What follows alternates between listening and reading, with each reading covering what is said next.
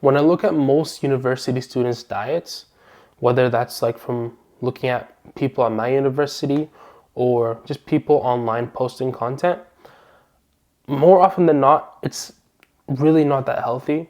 And even then, it's a lot more expensive than how much you would actually need to buy and pay in order to eat a healthy diet, a much healthier than diet than they are eating right now.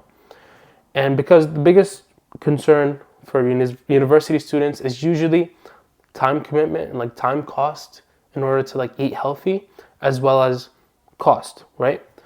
Because usually for most students, they just buy and eat their food. They're not going to cook their food unless they're living with parents. But a lot of people just buy their food, whether they're at university or they'll like get a delivery when they're at home.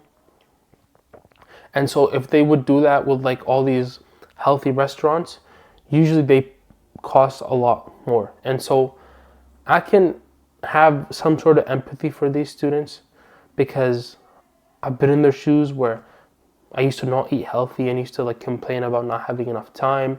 But I've learned through the years of how to cook healthy and what to buy when I'm eating healthy, how to make it cost efficient and also time efficient. Over time, I've been able to like learn how to meal prep and do certain things that make it easier for me to still eat healthy, hit also my macro goals, my calorie goals, whether I was bulking or cutting and losing weight. And so the first thing you want to do, and pretty much this is like a must if you want to still make it cost efficient and time efficient, is just meal prep. I meal prep every single week for the whole week. I'll literally commit 2 hours. Now I've been able to make it so efficient so that I only need 2 hours to meal prep food for 7 days. And what I mean by food, I'm saying like food for the entire day. Like I'm getting like close to 2,000 calories of food every single day. And I'm only putting 2 hours on like a Sunday, and I'll just meal prep for like the Monday to the next Sunday as well. And then that's pretty much how I eat for the whole week. And so first of all, I go to like a bulk grocery store, something like Costco, Walmart. Like usually if you're watching this video, you have access to some sort of like supermarket that like sells things in bulk. And I like to buy in bulk because usually you can get good prices. It's going to take time at first to like learn exactly where to buy things and like specific ingredients that are cheaper, right? Because let's say if you're trying to buy chicken and you're buying it by plate, like buy like a half kilo plate, it's going to be a lot more expensive than if you just bought like a box of like 5 kilograms of chicken, right?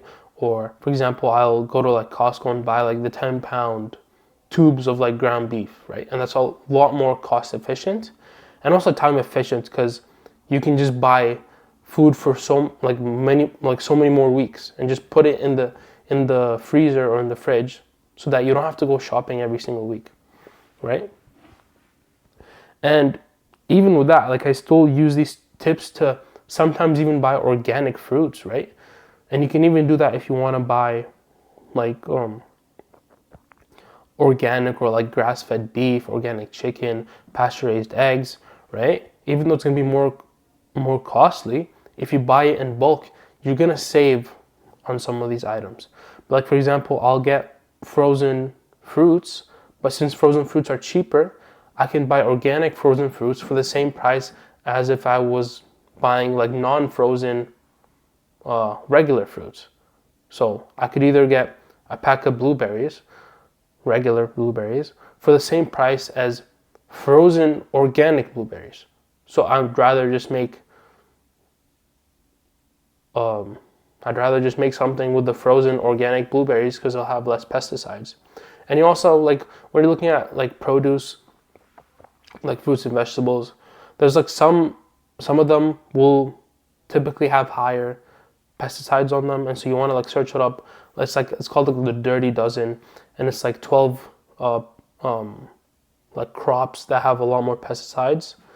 And so yeah, like for example, if you're getting like a banana, like getting organic and non-organic, it's like, it's cool, it's better, but it's like not as much of a difference as, for example, getting organic versus non-organic blueberries. Because, for example, bananas have peels, and so like the actual thing that you're eating, like not many pesticides are going through the peel. But for blueberries, since they're very fragile and they can like rot faster, they use a lot more pesticides in order to preserve them, right? And so you want to think about that. But the biggest thing is that you just want to buy pretty much everything in bulk.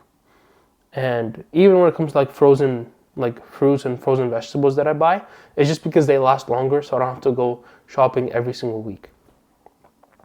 And so you want to do that first. Like look around a lot of grocery stores. Like you learn like week by week exactly where to buy things that are cheaper if you're concerned about money, which I know a lot of university students are. But apart from that, you want to then just dedicate time, probably on the weekend, to meal prep. And also the easiest thing is just to like make a lunch that has some sort of meat, some sort of vegetables, and that's pretty much your lunch done. So for example, like right now what I'm doing is like ground beef, about like a pound of it, right? Because I'll just eat like one very big lunch. I don't like having many meals in the day. I'll have like 2 meals. So one of them is like ground beef. It can be chicken thighs as well, chicken breast, whatever you want.